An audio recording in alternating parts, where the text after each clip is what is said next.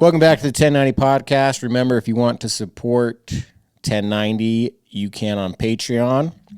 We'll have a link in our Instagram bio and then probably find it at our website.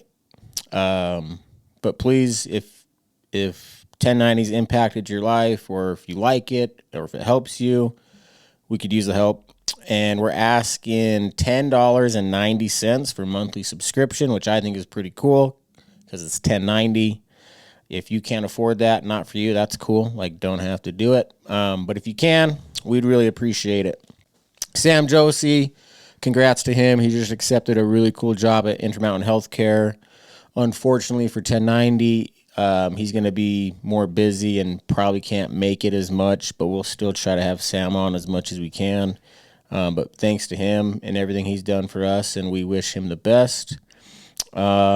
It's just me today, so wish me luck. I won't take up too much of your time. I just got a cool message I want to share, and then I'll be done.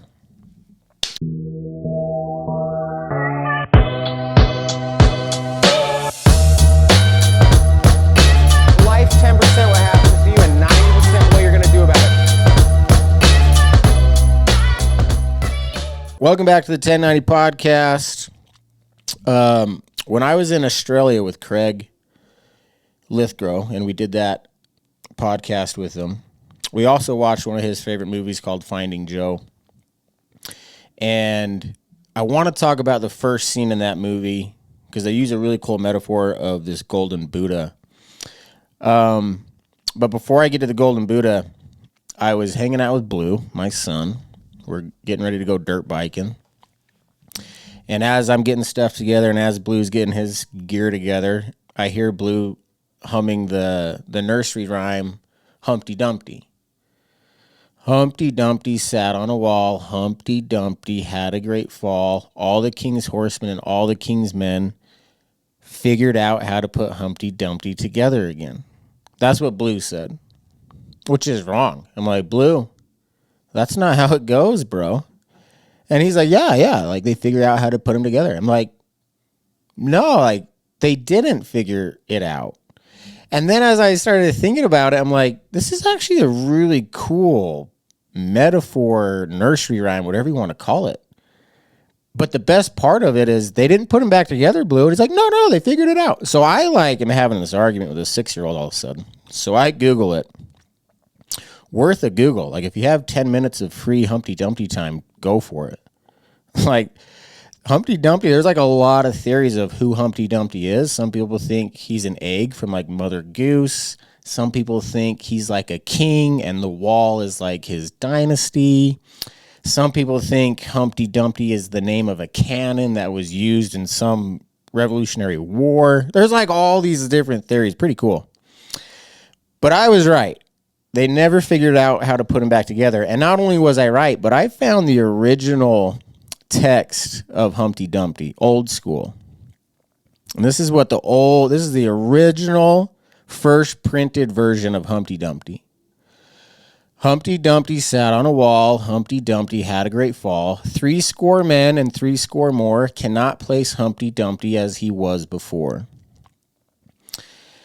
And like, I think a mistake I've been making in my grief, recovery, trauma, whatever you want to call it, life, is, and I think like this is what we're teaching people too, that maybe we need to rethink it a little bit.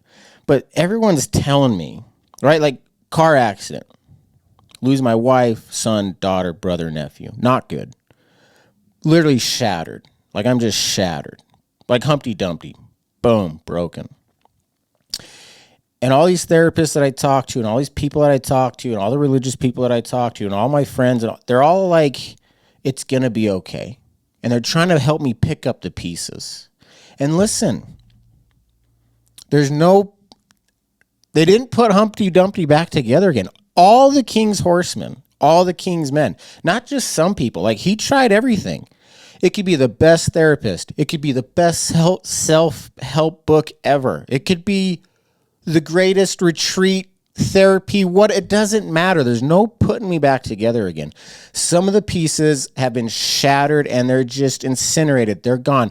Like the future of me and Courtney being grandparents and Riggins bringing his kids over, that is gone. That piece is gone. There's no finding it. There's no putting it back together. And I think that's the mistake I've been making, is it's just impossible. And when I was in Australia, we watched this movie called Finding Joe. You should watch it. It's an hour and 20 minutes. It's awesome. First scene in that movie, they talk about this metaphor. There's this golden Buddha, and all these monks go up to pray, or I don't know what monks do, like whatever. Like they're surrounding this golden Buddha, being religious, getting it on. Great. And they get word that this country, the enemy is coming over to take over the land. Like they're about to be invaded here.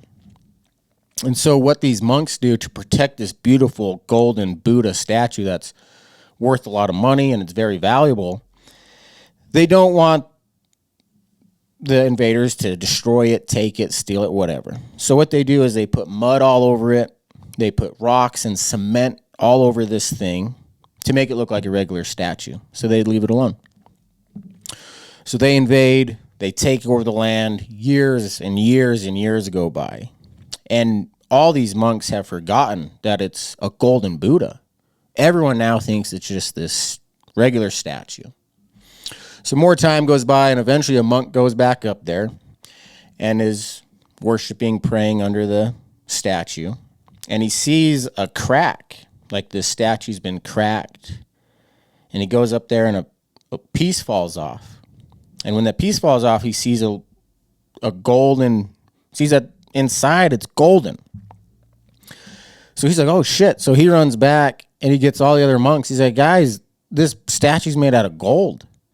So the monks come back up and they're like, oh man, it's made out of gold. And then they start peeling away all the mud and all the stone to uncover this golden Buddha. And tying this back into the Humpty Dumpty thing.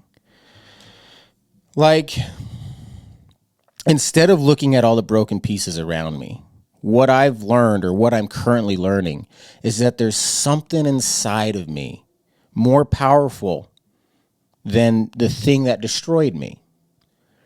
And that's the whole metaphor of the golden Buddha. The whole metaphor of the golden Buddha is everyone is born golden. Like we're all one with God, one with each other. We know our purpose. We follow our dreams. We all have that. And then as we grow up, we experience trauma and we go to school and they tell us how to think, and we go to church and they tell us what to believe in, and we go to the doctor and he tells us what to eat and how to exercise, and then we fall in love with money and material things, and then we just worry so much about what everyone else thinks of me, and we just cover ourselves up, our golden self, with all this mud and cement, and we're this regular statue until bang, life cracks you open. And this is what happened to me. It cracked me open. And for so long, I was paying so much attention to the cracks and the broken pieces that I wasn't turning around and looking inside. And that's what I'm starting to do. Like, there's something in me more powerful. I had no clue that it was in there. And I think it's the same thing for you. You're way more powerful, way stronger than you even realize. And maybe you don't realize it because you haven't been cracked yet. And there's a Stoic quote that I want to tie into this real quick. Marcus Aurelius says, "It's time you realize that you have something in you more powerful and miraculous than the things that affect you and make you dance like a puppet." Not only did the car accident kill my family, but it was controlling me. I couldn't go outside, and if I saw a mom with a son, I'd just lose it. Just cry, ruin my day. Couldn't watch movies with car accidents anymore. I couldn't live, I couldn't function anymore. So not only did the car accident kill my family, but it just had complete control over me. And it wasn't until I turned to the inside and found this golden Buddha within me that I'm able to actually, I can do this. This can be done. And what an opportunity for me to learn and to grow and to help other people from something so terrible. So I rewrote, I didn't rewrite it, but I just added another verse to the Humpty Dumpty, and then I'll be done. So Humpty Dumpty sat on a wall. Humpty Dumpty had a great fall. All the king's horses and all the king's men couldn't put Humpty together again.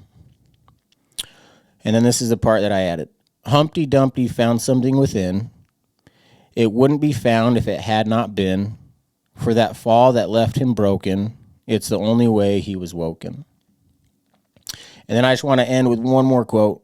This is from Seneca. I judge you unfortunate because you have never lived through misfortune. And listen, I don't need sympathy or poor me. Like, I'm good past that stage. You don't need to feel bad for me. I've been completely broken, but one of the gifts, there's many gifts within trauma. One of the gifts within my trauma is every day is hard now. Every day is extremely hard, which means it's meaningful and it gives its purpose. And it's great. And I think some people are really struggling out there because it's too easy. They haven't been tested. And that's what Seneca is saying here. I judge you unfortunate because you have never lived through misfortune. You have passed through life without an opponent. No one can ever know what you are capable of, not even you.